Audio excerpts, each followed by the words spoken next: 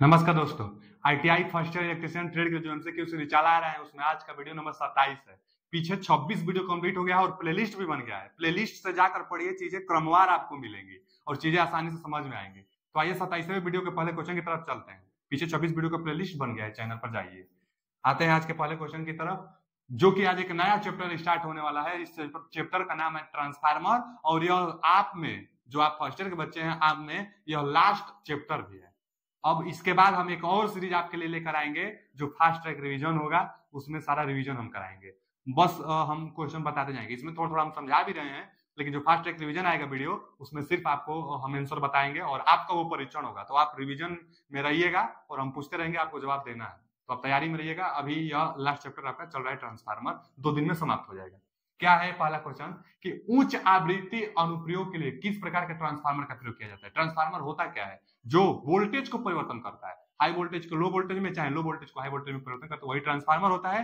Transformer बिना frequency change किए voltage को चेंज करता है। फ्रीक्वेंसी और पावर चेंज नहीं करता है ट्रांसफार्मर, वोल्टेज को चेंज करता है। लेकिन उच्च पावर ट्रांसफार्मर बनाता है, हाई क्वालिटी का ट्रांसफार्मर को बनाता है, तो फेराइट कोर का इस्तेमाल करना पड़ता है। जो कोर होता है ना, जिस पर बाइंडिंग की जाती है, तो फेराइट कोर का। उच्च आवृत्ति के लिए ट्रांसफार्मर बनाने के लिए कैसा कोर होना चाहिए? तो फेराइट कोर। तो वही पूछा है, उच्च आवृत्ति के लिए तो क्या होना चाहिए? Ferrite core. देखिए यहां दिया, तो B option is right answer. उच्च आवृत्ति के लिए कोर बनाना होगा तो फेराइट कोर का इस्तेमाल करेंगे। एक आदर्श ट्रांसफार्मर में प्राथमिक वोल्टेज और माध्यमिक वोल्टेज E2 और V2 के बीच का संबंध क्या है? देखिए, जो वोल्टेज ट्रांसफार्मर होता है ना जी, तो ट्रांसफार्मर आदर्श ट्रांसफार्मर भी हो सकता है। अब आदर्श ट्रांसफार्मर संभव नहीं है, लेकिन माना जाता है, कल्पना की जाती है। और आदर्श ट्रांसफार्मर उस ट्रांसफार्मर को कहते हैं जो लॉसेस एकदम शून्य दे, जो लॉसेस न दे। तो ऐसा ट्रांसफार्मर संभव तो नहीं है, लेकिन कल्पना की जा सकती है। तो जब लॉसेस नहीं होगी ना, जो ऐसा ट्रांसफार्मर जो हानि नहीं उत्पन्न करेगी, तो क्या होगा कि जितना आप सप्लाई प्राइमरी में देंगे, इंड्यूज ईएमएफ उतना हो जाएगी। यानी आप जितना वोल्टेज दे रहे हैं, मान लीजिए V1 दे रहे हैं, तो जो इंड्यूज होगी E1 एकदम इसके बराबर हो जाएगी। और सेकेंडरी साइड में जो वोल्टेज होगी, टर्मिनल वोल्टेज जितना आपको पहुंचेगी V2, वह जितना इंड्यूज होगी उतना पहुंच जाएगी। तो इसको आदर्श ट्रांसफार्मर कहते हैं। भैया आदर्श ट्रांसफार्मर में 2 कॉइल होते हैं ना जी। ट्रांसफार्मर में 2 कॉइल होते हैं। देखिए, ये एक प्राइमरी साइड या एक सेकेंडरी साइड। तो यहां आपका टर्मिनल वोल्टेज V2 है, तो V2 वोल्टेज जो आप जो लोड लगाएंगे V2, और यहाँ क्या होता है, एक वोल्टेज इंड्यूस होता है E2। तो जितना उत्पन्न हुआ वोल्टेज उतना आपको मिल जाए, तो यही आदर्श ट्रांसफार्मर कहलाएगा। लेकिन संभव नहीं है, कुछ लॉसेस के कारण कम मिलता है, फिर भी आदर्श कहेगा तो E2 V2 के बराबर। और कहाँ है E2 V2 के बराबर, पहले में मिल गया, तो A option is right answer. E2 voltage V2 के बराबर तो पहले में मिल गया। अगला क्वेश्चन क्या है कि ट्रांसफार्मर में कंजर्वेटर टैंक का कार्य क्या होता है? भैया हम लोग नहीं देखा है, जो ट्रांसफार्मर रोडों पर लगी होती है, ऊपर एक बेलनाकार जो ट्रांसफार्मर की बोगी होती है ना, मेन टैंक जो जिसमें ऑयल भरा रहता है, तो इसके ऊपर भी एक और बेलनाकार आकृति में एक टैंक बनाई गई होती है, इसी को कंजर्वेटर टैंक कहते हैं। इसमें भी ऑयल आधावा भरा रहता है, और जब इसमें कमी होती है ना, तो यहाँ से क्या होता है, अपने आप आ जाता है। कभी कभी गर्म से खोलती है तो थोड़ा ऊपर भी उठ जाता है, तो इसकी सुरक्षा के लिए कंजर्वेटर टैंक लगाई जाती है। ऑयल पूरा करने के लिए कंजर्वेटर टैंक लगाई जाती है, तो कंजर्वेटर टैंक होता है। तो ट्रांसफार्मर में कंजर्वेटर का कार्य क्या है? अब नमी से प्रवेश को बचाता है, गलत। वायुमंडल में ऊष्मा को स्थानांतरित करता है, गलत। आंतरिक दबाव छोड़ने की अनुमति देता है, अच्छा। लोड भिन्नता के कारण तेल स्तर के विस्तार की अनुमति देता है, तो यही डी ऑप्शन। हम ये बताए ना, तेल के स्तर जो होगा, कभी कभी गर्म हो जाएगा तो तेल थोड़ा ऊपर भी जाएगा, कम हो जाएगा तो तेल थोड़ा नीचे भी आएगा कंजर्वेटर टैंक की सहायता से। तो तेल स्तर का विस्तार करता है, तो D option is right answer. अगला क्वेश्चन क्या है, शॉर्ट सर्किट टेस्ट द्वारा ट्रांसफार्मर में किस हानि के निर्धारण किया जा सकता है? ट्रांसफार्मर में 2 टेस्ट किया जाता है जो इंपोर्टेंट है। पहला short circuit test. Short circuit test जो होगा उससे हम लोग कॉपर लॉस ज्ञात करेंगे, शॉर्ट सर्किट टेस्ट से। यह वेरिएबल है, लोड पर डिपेंड करता है। आगे एक होता है आयरन लॉस ज्ञात की जाती है, आयरन चाहे कोर लॉस भी होता है। तो यह कैसे? ओपन सर्किट टेस्ट से। तो ओपन सर्किट टेस्ट से आयरन चाहे कोर लॉस, यह लोड पर डिपेंड नहीं है, यह कांस्टेंट लोड है। तो कांस्टेंट लोड आयरन चाहे कोर लॉस, यह ओपन सर्किट से ज्ञात की जाती है। और शॉर्ट सर्किट टेस्ट से कॉपर लॉस, जो कि वेरिएबल लॉस है, लोड बदलेगी तो हमारा लॉस बदल सकता है। तो वेरिएबल लॉस कॉपर लॉस होता है। तो शॉर्ट सर्किट टेस्ट से, तो वही शॉर्ट सर्किट टेस्ट से copper loss, A option is right answer. अगला क्वेश्चन क्या है कि ट्रांसफार्मर में वोल्टेज के प्रतिशत विनिमय, मतलब वोल्टेज रेगुलेशन परसेंटेज की गणना करें यदि शून्य भार पर वोल्टेज 240 वोल्ट है और पूर्ण भार पर 220 वोल्ट है। भैया हो वोल्टेज एक रेगुलेशन आता है। क्या होता है वोल्टेज रेगुलेशन? वोल्टेज रेगुलेशन ये है कि आपके घरों में वोल्टेज कितना परसेंट कांस्टेंट है। आपके घरों में जो वोल्टेज आ रही है आप चाहेंगे कि कांस्टेंट वोल्टेज आए, आप ये नहीं चाहेंगे कि कब वोल्टेज 200 वोल्ट आओ और कभी 150 वोल्ट आवे, कब 250 वोल्ट आवे, तो हमारा इक्विपमेंट जो घरों में लगा रहता है खराब हो जाएगा। तो वोल्टेज रेगुलेशन जितना कम से कम रहेगा हमारे लिए अच्छा होगा। तो कैसे निकलता है? तो वोल्टेज रेगुलेशन जो निकलता है, वोल्टेज रेगुलेशन फुल लोड पर वोल्टेज, फुल लोड नहीं नो लोड पर, नो लोड पर वोल्टेज माइनस फुल लोड पर वोल्टेज, बटा में भी फुल लोड पर वोल्टेज। तो मान भर देंगे तो नो लोड पर कितना दिया है कि शून्य भार मतलब वही नो लोड 240 वोल्ट। अब फुल लोड पर वोल्टेज कितना दिया है? फुल पूर्ण भार माने फुल लोड पर 220। अब बस बटा में भी फुल लोड आता है 220। अब परसेंटेज के लिए गुणे 100 परसेंटेज के लिए।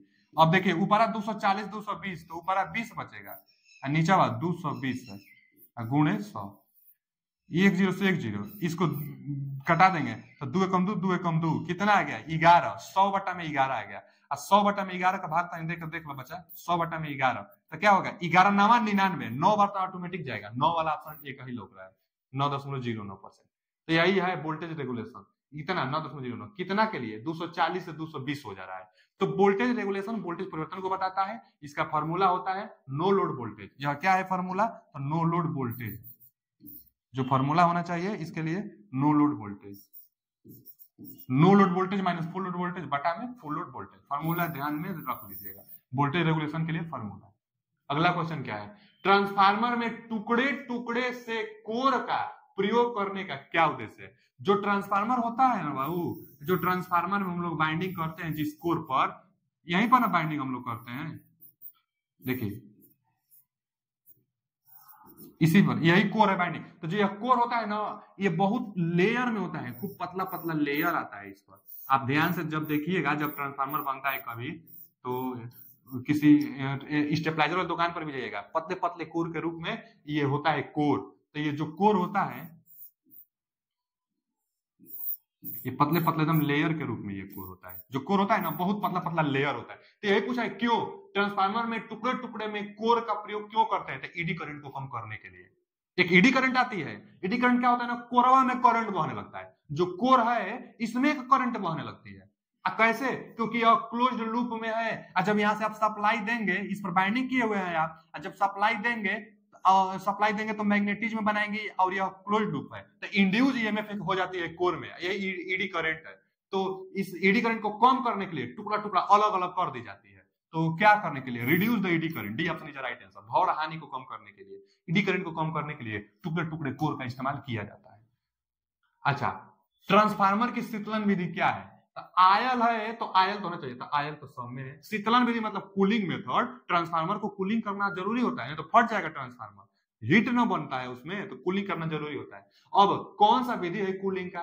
तो आयल नेचुरल कूलिंग, फिर आयल नेचुरल एयर फोर्स, माने हवा का फोर्स दिया जा रहा है। तो कहां दिया जा रहा है? ये तो होगा नहीं। आयल फोर्स्ड, आयल का फोर्स दिया जा रहा है और एयर का भी फोर्स दिया जा रहा है, ये भी नहीं। आयल नेचुरल मतलब नेचुरल ऑयल और वाटर का फोर्स, पानी का उस पर बौछार दिया जा रहा है, तो ये भी नहीं। यही ऑप्शन आयल नेचुरल कूलिंग। अरे भैया जो नॉर्मली जो ट्रांसफार्मर लगी रहती है ना गलियों में रोडों पर, वही है, यही ट्रांसफार्मर होता है। किनारे किनारे नहीं एक होता है निकला होता है, यह कूलिंग के लिए। इसमें से आयल आएगी नीचे आ जाएगी, गर्म होकर फिर ऊपर जाएगी, इसमें से होकर ठंडा होकर आ जाएगी। तो नेचुरल हवा लगता है और ठंडा हो जाता है, तो नेचुरल कूलिंग ये मेथड है, ए ऑप्शन। अगला क्वेश्चन है कि ट्रांसफार्मर में बुकोज रिले के शीर्ष फ्लोट स्विच का कार्य क्या है? देखिए ट्रांसफार्मर में बुकोज रिले का कार्य पूछा है। बुकोज रिले पहले लगता कहाँ है? तो एक होता है मेन टैंक हमारे पास, देखिए क्या होता है, एक होता है मेन टैंक, ट्रांसफार्मर का एक मेन टैंक होता है और एक होता है कंजर्वेटर टैंक। अब मेन टैंक कंजर्वेटर टैंक को एक पाइप से जोड़ते हैं और इसी पाइप के ठीक बीच में क्या लगा होता है? तो बुकोज रिले लगा होता है। बुकोज रिले में दो फ्लोट भी होती है। क्या होता है ना कि जब ट्रांसफार्मर में आंतरिक घटनाएं कुछ होती है तो फ्लोट रिले आयल से, देखिए जब लोड बढ़ता है जब ट्रांसफार्मर पर लोड बढ़ता है तो आयल क्या होता है, आयल हीट होता है, जब आयल हीट होता है तो आयल ऊपर उठता है, कंजर्वेटर टैंक में जाता है, और जब ज्यादा तेज जाने लगे, जितना भी रेटेड होगी उससे ज्यादा जाने लगेगा या कुछ भी प्रॉब्लम होगी, तो बुकेज रिले के जो फ्लोट होते हैं आयल की सहायता से वो टच करते हैं और एक संकेत देने लगते हैं, एक आवाज करने लगते हैं। तो आदमी जो भी ऑपरेटर होता है वो समझ जाता है कि कुछ ना कुछ ट्रांसफार्मर में प्रॉब्लम है, मतलब लोडिंग ज्यादा हो गई है, ओवरलोडेड ज्यादा हो गई है। तो बुकेज रिले कब एक्टिव आता है, जब लोड ज्यादा हो जाती है तब आता है। यही पूछा है कि ट्रांसफार्मर में बुकेज रिले के शीर्ष फ्लोट स्विच का कार्य क्या है, तो नमिक में उपस्थिति को सक्रिय करे, ये गलत है। अति भार की स्थिति में सक्रिय हो जाए, ओवरलोडिंग कंडीशन में एक्टिव हो जाए, तो यही सही है। जो बुकेज रिले होता है ओवरलोडिंग जब होगी ना तो एक्टिव हो जाएगा, आवाज करने लगेगा, तो ओवरलोडिंग कंडीशन में एक्टिव हो जाएगा। तो B option is right answer. कहां लगता है, तो कंजर्वेटर टैंक और मेन टैंक के बीच में बुकेज रिले लगाई जाती है।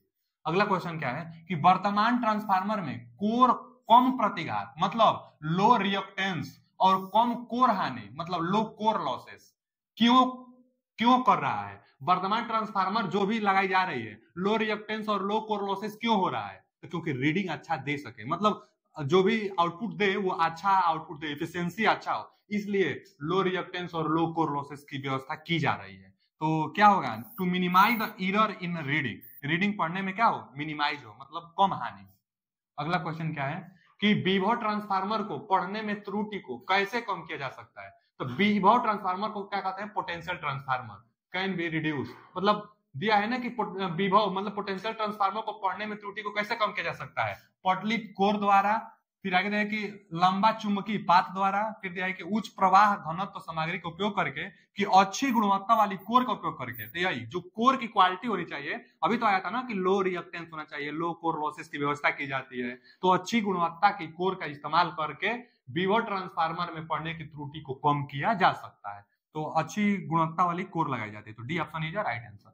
अगला क्वेश्चन क्या है कि ऑफ लोड टैप बदलने के ऑपरेशन से पहले लोड क्यों काट दी जाती है। देखिए जो एक टैप चेंजिंग होती है, तो टैप चेंजिंग भी ना हाई वोल्टेज साइड लगाई जाती है, हमेशा high voltage side tap changing लगाई जाती है, जो वोल्टेज रेगुलेशन होता है उसको कंट्रोल करता है, वोल्टेज रेगुलेशन कंट्रोल करता है टैप चेंजिंग। अब इसको लगाने के लिए ऑफ लोड के कंडीशन में भी लोड को हटा दी जाती है, नहीं हटाएंगे तो स्पार्क होने लगेगा। तो वही पूछा है कि ऑफ लोड टैप बदलने के ऑपरेशन से पहले लोड क्यों काट दी जाती है, तो क्योंकि संपर्क बिंदुओं पर भारी स्पार्किंग से बचने के लिए लोड को काट दी जाती है, क्योंकि संपर्क बिंदुओं पर स्पार्किंग से बचने के लिए।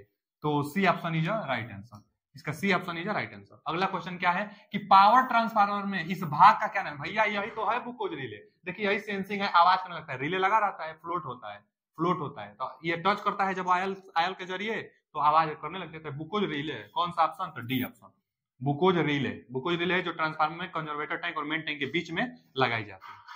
अगला क्वेश्चन क्या है, अगला क्वेश्चन है कि दो ट्रांसफार्मर के समांतर संचालन के लिए कौन सी स्थिति बिल्कुल आवश्यक है। समांतर संचालन के लिए ना फेज सीक्वेंस एकदम निश्चित रूप से बराबर होना चाहिए, तो फेज सीक्वेंस बराबर, बार बार पढ़ते भी होंगे, तो C option is right answer, phase sequence बराबर होना चाहिए ट्रांसफार्मर पैरेलल ऑपरेशन के लिए। अगला क्वेश्चन क्या है कि बड़े ट्रांसफार्मर में तांबे के नुकसान को कम करने के लिए निर्माण तकनीक का क्या उपयोग करते हैं। देखिए ना जो बड़े ट्रांसफार्मर होते हैं ना इसमें स्टेप्ड कोर का प्रयोग किया जाता है। अब स्टेप्ड कोर का प्रयोग करने से क्या होगा कि कॉपर लॉस बच जाएगी, कैसे, कॉपर बाइंडिंग की भी बचेगी, कॉपर बाइंडिंग बचेगा तो कॉपर लॉस बचेगा। देखिए कैसे कॉपर बाइंडिंग कैसे बचता है, तो जो कोर होता है कोर, वो कोर को ऐसे, जैसे मान लीजिए ना कि ऐसे कोर है और इस पर आप बाइंडिंग कर रहे हैं, इस पर आप बाइंडिंग कर रहे हैं, फुल बाइंडिंग इस पर कर रहे हैं, एक हम ऐसे ले रहे हैं, कोई अगला बंदा आएगा और वो क्या करेगा ना कि यहां से ऐसे करके स्टेप्ड कोर, अब ये नीचे तक पूरा रहेगा, देखिए यहाँ थोड़ा छोटा हम यहां बना दे रहे हैं, ऐसे रहेगा, फिर यहां से ऐसे स्टेप्ड कोर इसी को होते हैं, थोड़ा काट कर निकाल देगा। पहले क्या था, पहले इतना था, तो अब ये वाला भाग हटा देगा है, जो ये वाला भाग है कोने का भाग ये हटा देगा। अब बाइंडिंग अभी भी करेंगे, बाइंडिंग इस पर यहां से, बस यहां से, फिर यहां से, फिर यहां से, तो इतना कोर को काट दिया ना, तो इसी को स्टेप्ड कोर अरेंज। तब क्या करेंगे, यहां जो लपटेंगे तो कुछ तो वायर कम हुआ, यहां लपटेंगे तो कुछ तो वायर कम हुआ, तो जितना कोर रहेगा सबको स्टेप्ड में काट देंगे, मतलब मतलब जो ये था ना, ये कोनों से, चारों कोनों से काट देंगे और जितना कोना सब में से काट देंगे तो कोर मटेरियल में भी बचत। अब बाइंडिंग करेंगे तो अब इतना ही ना लपेटना पड़ा, यहाँ तो ठीक है लेकिन स्टार्टिंग में इतना ही लपेटना पड़ा और अंतिम में भी इतना ही लपेटना पड़ा, तो कुछ तो कोर मटेरियल बचा। तो यही हुआ कि तावे नुकसान को कम करने के लिए स्टेप्ड कोर का प्रयोग किया जाता है। यह कहाँ तरीका अपनाई जाती है, तो बड़े बड़े ट्रांसफार्मर में तावे लॉस को कम करने के लिए। तो इसका D option is right answer, इसका D option is right answer. अगला क्वेश्चन क्या है, अगला क्वेश्चन है कि इस कौन सा ट्रांसफार्मर है, एयर कोर ट्रांसफार्मर है। जब जाएंगे ना आप सब स्टेशन पर तो ये ऐसा ऐसा आपको दिखेगा, लगाए रहते हैं तो पोल माउंटेशन जहाँ होती है ना वहाँ ये सब लगाए होते हैं। जब सप्लाई आती है उच्च केवी की सप्लाई जब आती है और उसको ट्रांसफार्मर पावर ट्रांसफार्मर से बदलना होता है तो इसको क्या कहते हैं, एयर कोर ट्रांसफार्मर। ये पेपर में पूछता है, बहुत बार पूछ चुका है। तो A option is right answer. अगला क्वेश्चन क्या है, तो अगला जो क्वेश्चन है कि उच्च वोल्टेज प्रतिष्ठान को मापने के लिए किस ट्रांसफार्मर का प्रयोग करते हैं। भैया हाई करंट को मापने के लिए करंट ट्रांसफार्मर और हाई वोल्टेज को मेजर करने के लिए पोटेंशियल ट्रांसफार्मर माने विभव ट्रांसफार्मर। तो यही पूछा है कि उच्च वोल्टेज को मापने के लिए किस ट्रांसफार्मर का प्रयोग करते हैं, तो उच्च वोल्टेज को मापने के लिए पोटेंशियल ट्रांसफार्मर का प्रयोग करते हैं, यानी C option is right answer. अगला क्वेश्चन क्या है, जो अगला क्वेश्चन है कि पावर ट्रांसफार्मर पर लगे हुए ब्रीदर में नमी को कैसे नियंत्रित किया जाता है। जो पावर ट्रांसफार्मर होती है ना वहां पर एक देखिए बुकोज रिले तो कंजर्वेटर और मेन टैंक के बीच में लगता है, लेकिन कंजर्वेटर टैंक की सहायता से देखिए ये तो मेन टैंक हो गया, फिर यहाँ पर क्या हो गया, यहाँ पर कंजर्वेटर टैंक हो गया। इसी कंजर्वेटर टैंक में से एक क्या लगता है, ऐसे इसी आकृति में गोलाकार आकृति में एक और डिवाइस लगता है, इसको हम लोग कहते हैं ब्रीदर। इसको क्या कहते हैं, ब्रीदर। ब्रीदर क्या करता है, अच्छा ब्रीद मतलब होता क्या है, ब्रीदरिंग मतलब क्या होता है, सांस लेना। ब्रीदिंग मतलब सांस लेना। तो यह क्या करता है ना कि ताजी हवा को अंदर भेजता है।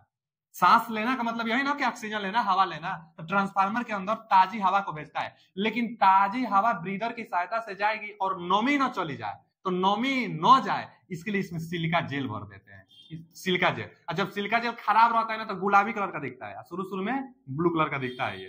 तो क्या कि सिलिका जेल का प्रयोग करते हैं। नमी को कैसे नियंत्रित किया जाता है, तो using silica gel, A option is right answer. Silica gel का प्रयोग करके प्रयोग की जाती है, नमी को दूर की जाती है। तो आज के लिए इतना ही, मिलते हैं अगले वीडियो में। अगले वीडियो में ट्रांसफार्मर देखा खत्म, उसके बाद एक लाएंगे फास्ट ट्रैक रिवीजन, जिसमें 1 घंटे में हम कोशिश करेंगे कि ज्यादा से ज्यादा क्वेश्चन आपके लिए करा दें, वो रिवीजन के लिए रहेगा। तो उसके पहले आपको तैयार होना पड़ेगा, तो आप भी पढ़िए। अभी के लिए इतना, थैंक यू, धन्यवाद।